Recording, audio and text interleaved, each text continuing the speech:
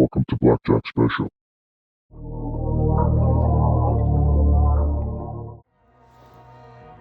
What's up, guys? Welcome back to the channel, Blackjack Special, back with another video for you guys.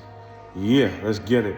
So for today's video, we're gonna be talking about what happened with the built motor, also what happened with the new engine that we ended up putting in the G. I know a lot of people had some questions and want to know what happened, how do we fix the car, etc, etc. All right, we're gonna get into the video.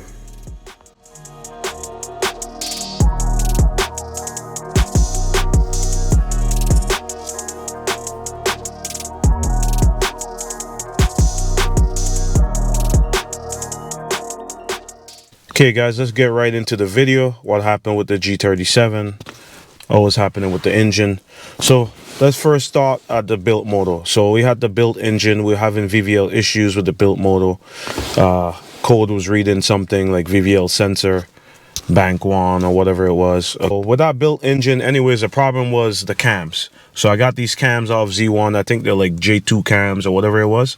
So these cams are actually wearing out the VVL system.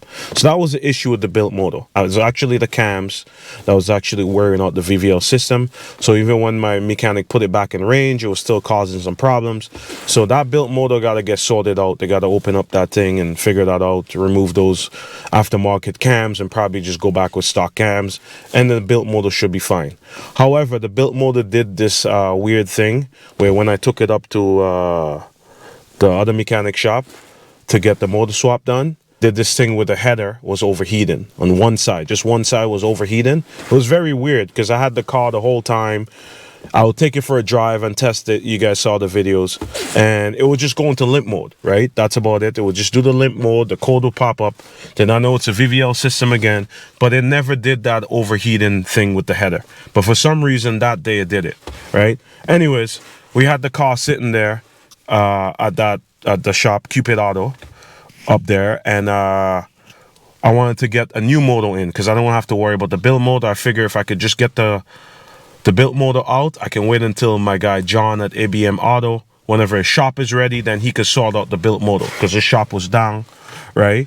And I ended up grabbing a new used engine, right? I think it was from a 2010 G37. It had about 100 and, I don't know, 60, 70, something like that on there. Don't quote me on it. Something along there, so it's not too bad. I figure I can run this motor until I get the built motor sorted out. After we got the new used motor put in, it was doing the same thing where it was one header would heat up, overheat, and then you turn it off, you'll switch to the other side. We couldn't figure out what the problem was. So at the time we were thinking it was a computer. At Coupe Auto, they were thinking that it was a computer because the built motor just did the same thing, and now this new used engine is doing the same thing. So I can understand why we would think that it was the computer that was doing that, right? So we were planning on putting the car back to stock, getting the new used computer, get everything to stock, and run the car and then go from there.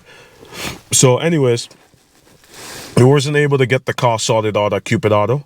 So I ended up bringing the car home, and I had to wait for my guy John at ABM Auto for his shop to be kind of up and running, so that way I can get the car there. So anyways, I got the car to John. He was trying to troubleshoot the car. He did put the car back to stock. We got the stock intake, stock manifold, stock everything, stock.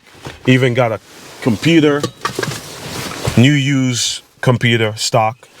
My tuner put the car completely back to stock, and it turns out it was not the computer. So it was not the computer.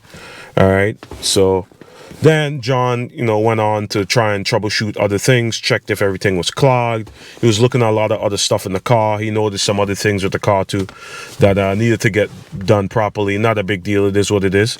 And anyways, he tried a lot of different things, and he ended up thinking that something was wrong with the motor. He's like, something has to be wrong with the motor at this point, right? So he took the heads off, I guess. He also redid the timing chain and everything. Ended up doing it, redid the timing chain, the galley gasket, replaced that, the water pump, replaced that. I got a lot of the other parts in here. Like, I got different parts and stuff, like, right? See, that's the old chain. from the motor, right? Chain looks like it's in good condition, man. But yeah, see, so he did all that work. After that, the car was still not working. So he went and did it again, redid the timing chain and all that other stuff again, just to double check, just to make sure he did everything right. And he did everything right. Still didn't solve the problem. The car was still doing that overheating fucking header issue, right? And it was just crazy, man. Like at that point, I know he was thinking probably to give up, but I'm glad he didn't. So he said that he was thinking, and he remembered that something similar happened with his GTR, where the flywheel, I guess something with the flywheel wasn't installed properly. So guess what? That's what it was. So it turns out this whole time, the issue with the G37, the new used engine, was that the flywheel was installed wrong, right? So something so simple, but you know, it's hard to kind of like diagnose at the same time, because my car was actually still trying to run. Like it was still running. It was still, you know, not good. It was misfiring. It was doing all sorts of crazy shit. But, you know, who would have known it was a flywheel, right? So this whole time when they did the motor swap, they installed the flywheel wrong. There's something called a dual pin, or I'll drop a video kind of show you guys more, you know, some more details about it. So here's a video right now. We're installing a aftermarket flywheel and clutch, Z1 Motorsports. If you look right here, there's a dual hole right there. It's a marking. Make sure you line it up, because if you don't, the car's not gonna get any spark. And all we have found the problem. You see this little hole right here? This little hole is like a guide for the motor, and it doesn't look like it's on the little pin. So I'm gonna pull it out, and then we're gonna find out. But from what I can see from here, it's not on the guide.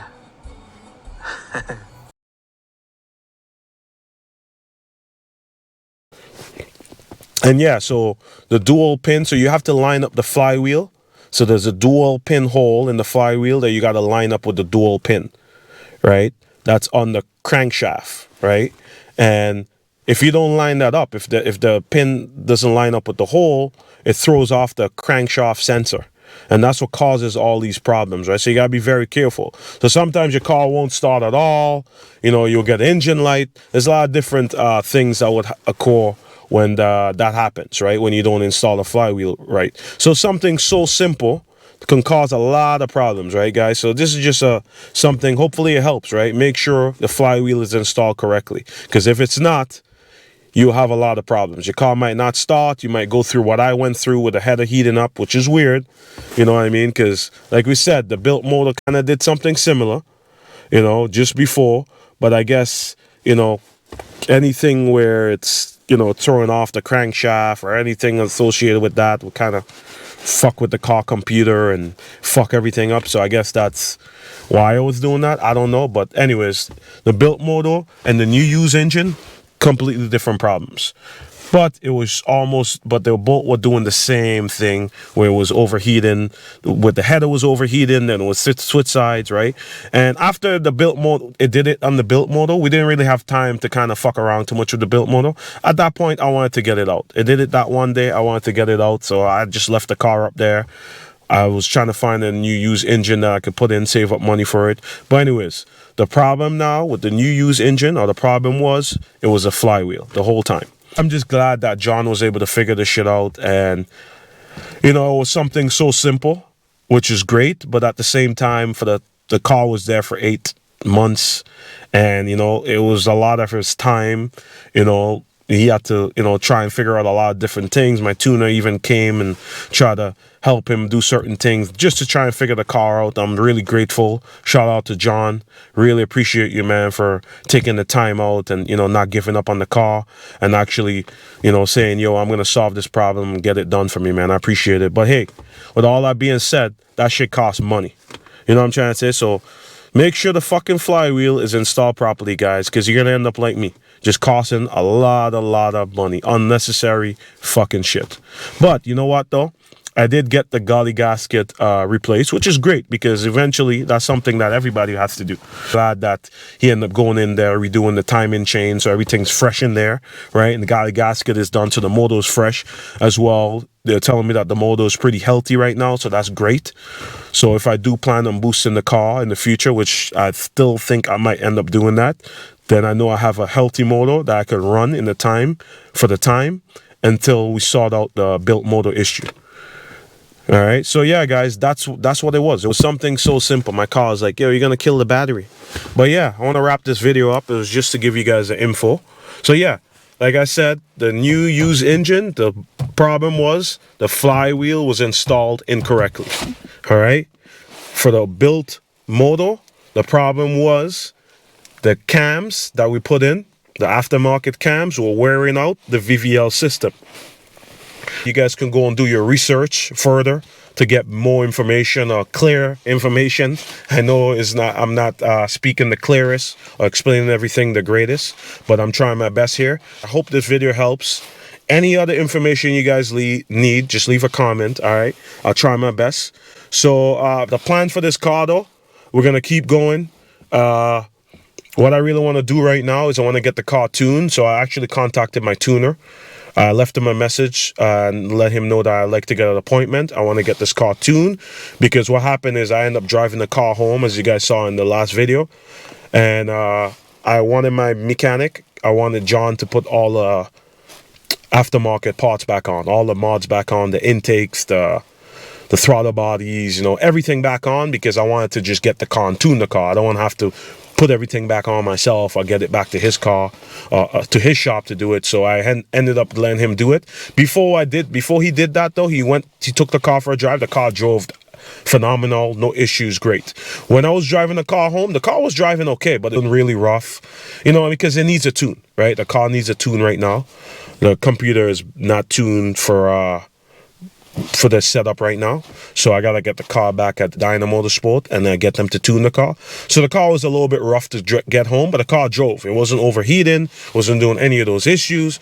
I was just so happy to be back in this car, man. So yeah, so we're gonna get the car tuned. That's the first thing, because I want to make sure everything is still 100% good before I start putting more money into this car and getting it ready for the summer. We want to make sure that the car is actually running properly, right? So we're going to tune the car with all the aftermarket parts back on, with all my mods, see how much power I can make, and then go from there. So that's it. I have to wrap up the video, but we're going to keep going. I'm going to do some videos with me cleaning up.